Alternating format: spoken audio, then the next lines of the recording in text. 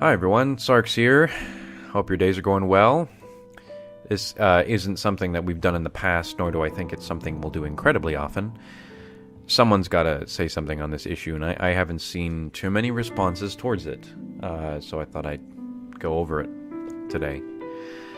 You read the title of the video, so you know what I'm talking about. Recently there's been a certain way to describe sequels that aren't particularly up to standard with what people believe designates a proper sequel. A term that I think is as ignorant as it is false. This term, 1.5, has been used to describe a number of different sequels in recent days, and I'd like to shed some light on which games are victim to this, why that might be the case, and what my opinion on the matter is. I'd like to start off by stating the way things look as of right now when I record this, the 14th of August 2017. Today's the day before the release of the immensely anticipated Sonic Mania. We have an immeasurable amount of hype surrounding games like Mania, as well as its modern-style successor, Sonic Forces. Other games coming down the pipeline at this point are follow-ups to incredibly popular franchises like the Super Mario series and the Metroid series. At this point, we've been graced by a new Zelda game on Nintendo's latest platform, the Switch, as well as a couple of new IPs like ARMS and Snipperclips. On the non-Nintendo Sega side of things, we have Sony, who had just released their revitalized, updated Crash Bandicoot trilogy. Gravity Rush 2, although out earlier in the year, was also met with an incredible amount of excitement. Now, I'm providing this year's recap to serve a point, which I'll get into in a moment. The two games I want to mainly focus on in this video are ones that I left out of the larger list, and that is the already released Splatoon 2 and the yet-to-be-released Destiny 2. Both of these games have undergone a massive amount of scrutiny by an overwhelming amount of people who claim that neither of these games are necessarily sequel material, for a list of common reasons I'll list. Those behind the 1.5 flag, that is, those who claim these games are only partial sequels and not proper ones, like to make the three following main points. First of all, the games look visually identical to their predecessors, or at least incredibly indistinguishable. Secondly, the games add content that could have been added in a DLC expansion or some form of update to the first game.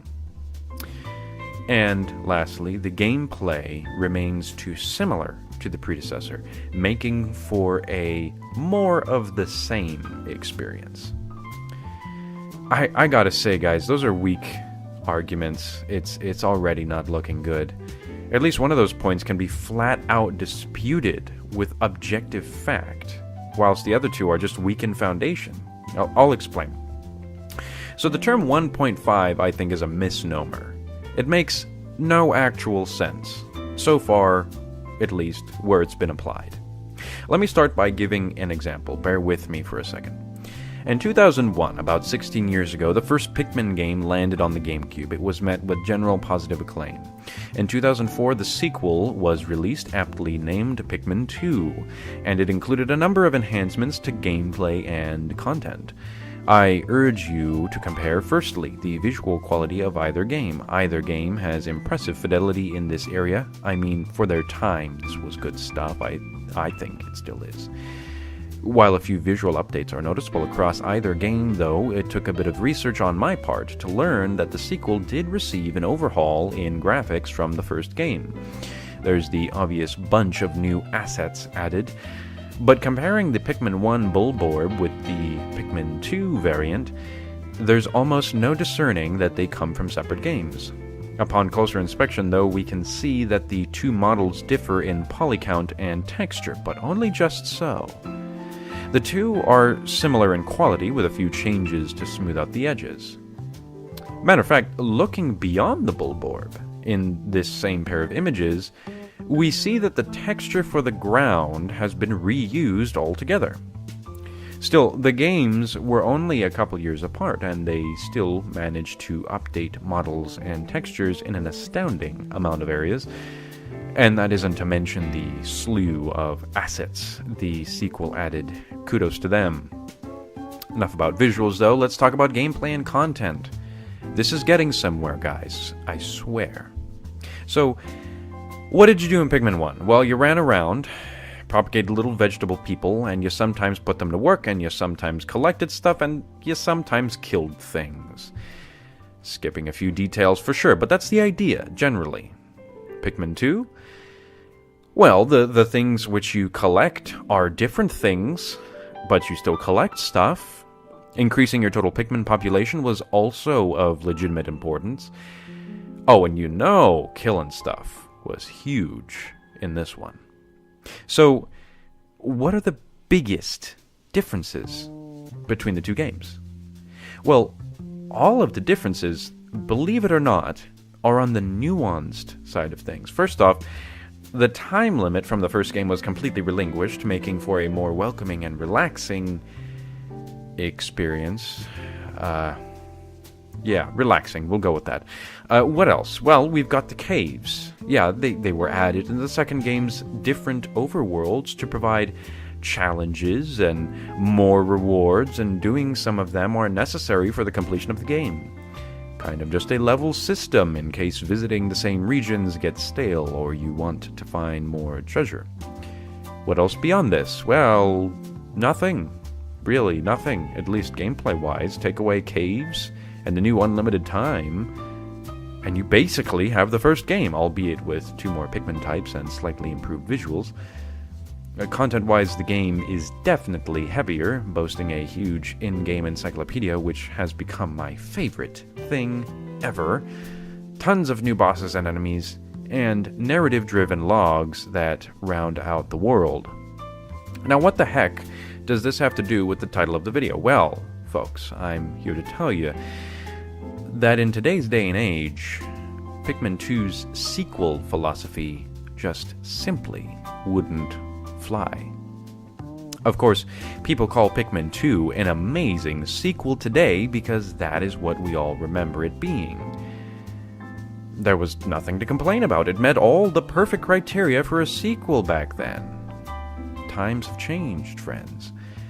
Why? In what ways? Well, frankly, I couldn't give, excuse the language, 2 farts about how it has changed specifically, because that's impossible to measure.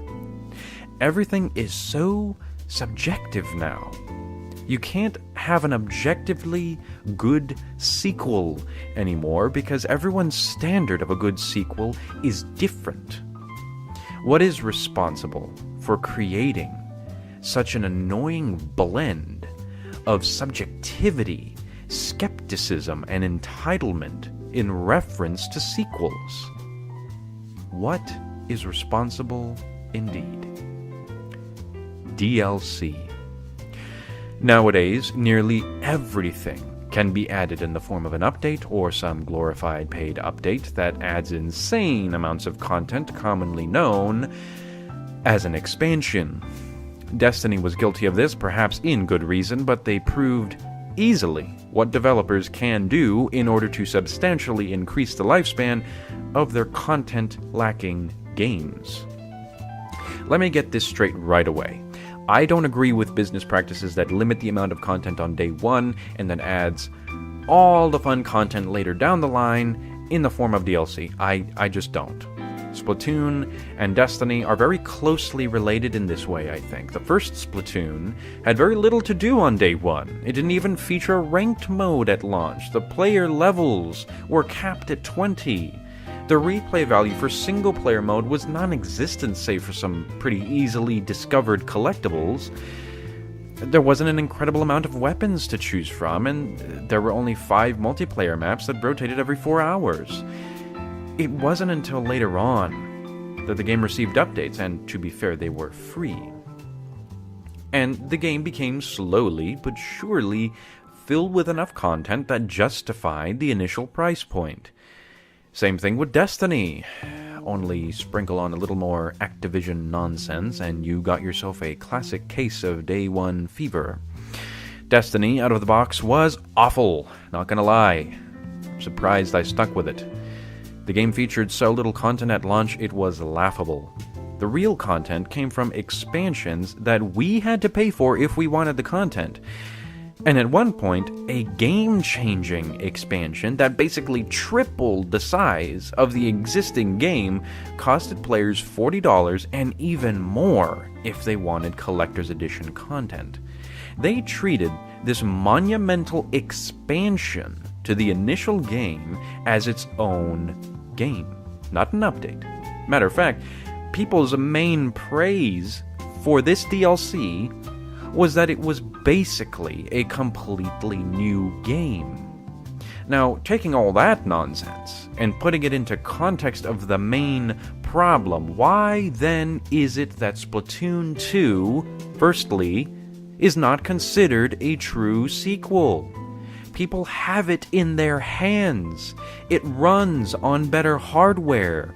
It clearly brings something new to the table. Why is this such a polarizing subject? Well, because as much as people acknowledge that the game had pretty nice visual improvements from the first installment, and that you basically did the same thing you did in the first game, and the single player looked similar enough, all of that junk could have been packed into a nice, yummy expansion for Splatoon 1. On a certain level, and this is worrisome, you guys, they're right. What did Splatoon 2 add that the first game didn't have? Well, out of the box, it already rivaled the first game's weapons list as well as clothing. The second game also added a new co-op mode called Salmon Run, which has its own leveling system and unique rewards. It includes a ranked multiplayer and all of the previous game's ranked modes out of the box. It has a revised local play system with its own bunch of rewards to offer. The single player added replay value like nobody's business, having every hero weapon in the game unlockable only if you beat every single stage with that weapon. Not to mention the new secret collectible Sardinium that is hidden alongside the returning Sea Scroll collectible. It has 9 multiplayer maps at launch that rotate at a shorter time interval.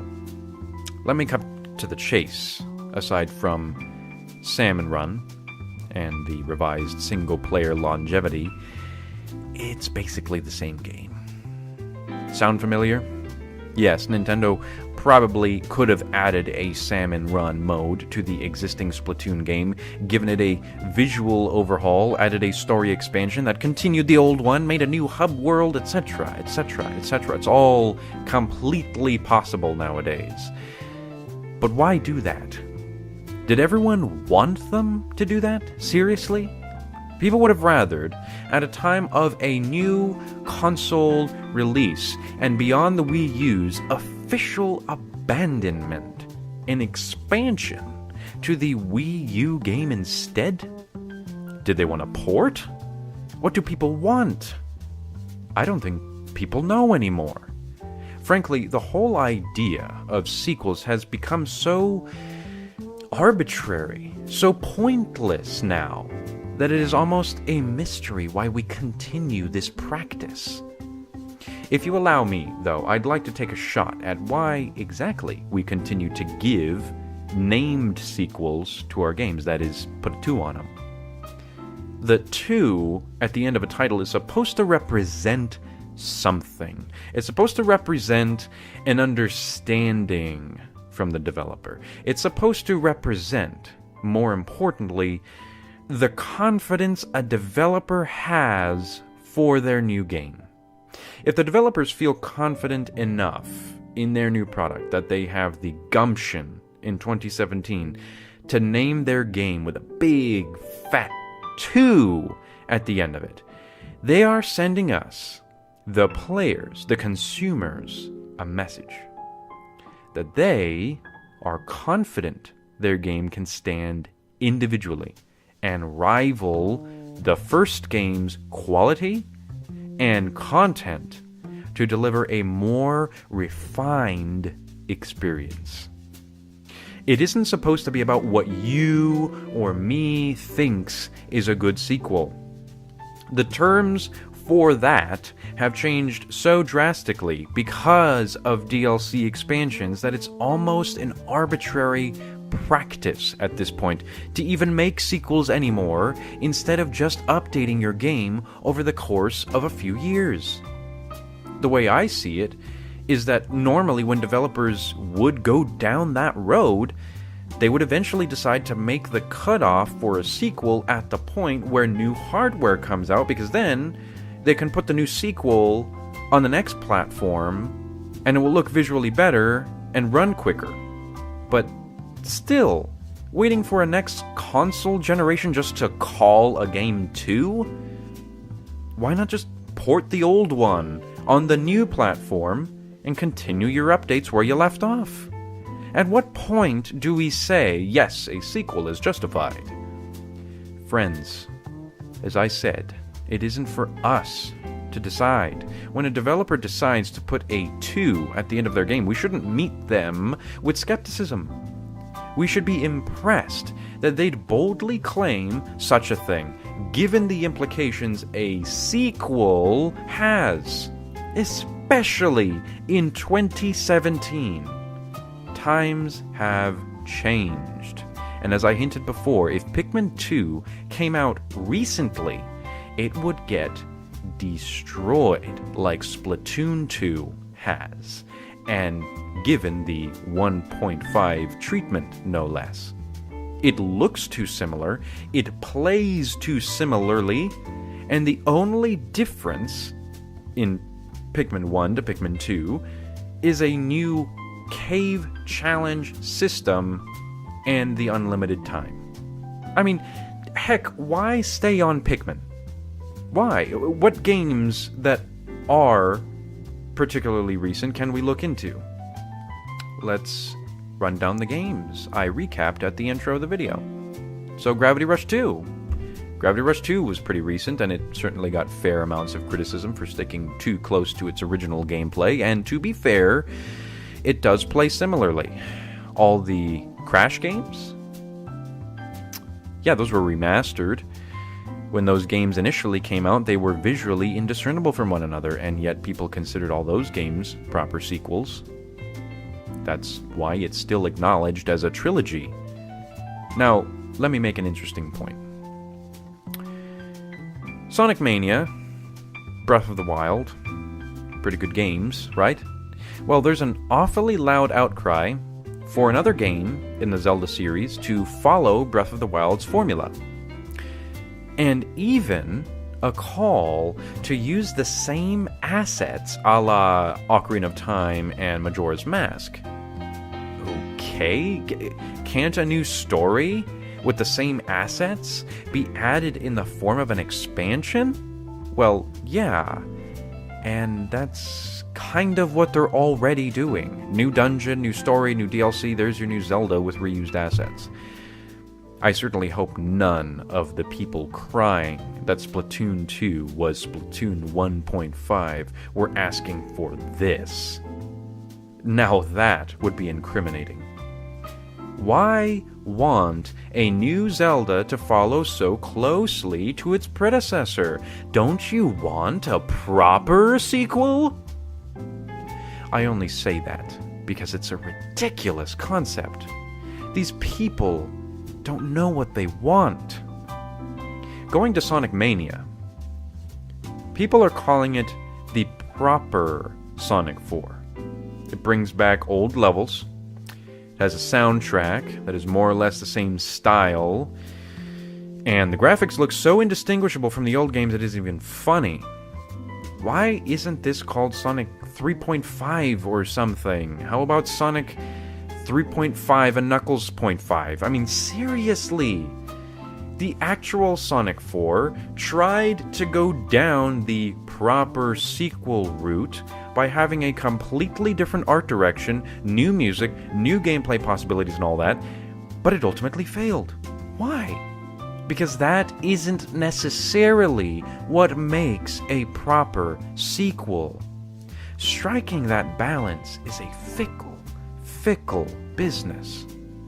I'm sure if Sonic 4 had actually taken what made all the classic games so good and applied it to this new look, they may have had a chance. I'm gonna be honest, that game looked horrendous. There is such a thing as bad art direction. Sonic Mania is about the nostalgia of the classic games and taking what made the old games great and putting something new on the table. Content-wise, it has everything the old ones did and more. Structure-wise, it's pretty similar, but there seem to be some innovations here and there. Attention to the growth of the older games was spot on also, as Sonic CD's use of larger disk space for the new hardware allowed for animated reels. And they emulated that in almost a perfect way. Compliments of Tyson Hesse and his amazing animation work. Now, I haven't played the game yet, but I will tomorrow, and I'm excited for it for sure. But do you see what I mean? Numbering games isn't so bread and butter. It takes thought. And don't be so quick to jump on the 1.5 bandwagon unless you've played the game yourself. News of Destiny 2 recently broke about the game having over 80 in-game activities in total, which is actually more activities than at the end of the first game's lifespan. Not a proper sequel? Really? Expansions. If you're gonna do them, they should be additive, not supplementary. Keep that in mind when purchasing. Is this expansion adding to an already complete experience? Or am I buying what should have been in my hands already? Anyway, I digress. Earlier, I had also mentioned Metroid and Super Mario, which both have new games coming out. We don't really know what Metroid looks like, but Mario Odyssey looks fantastic. There's no doubt that game will absolutely astound. What's interesting is that either of those franchises have had their sequel similarities, being that Metroid Prime 2 looked and felt very much like the first game, but with a buttload of enhancements, and Mario Galaxy 1 and 2 used the same engine and reused a lot of assets, but Galaxy 2 is regarded to be an amazing sequel despite that. I don't mean to beat a dead horse, but if Galaxy and its sequel came out nowadays, people would be pretty bothered about how much it looks like it should have just been an expansion. But hey, that's just me. Once again, name's Sarks. Thank you guys for watching. Subscribe for more content, and we'll see you in the next one. Stay radical!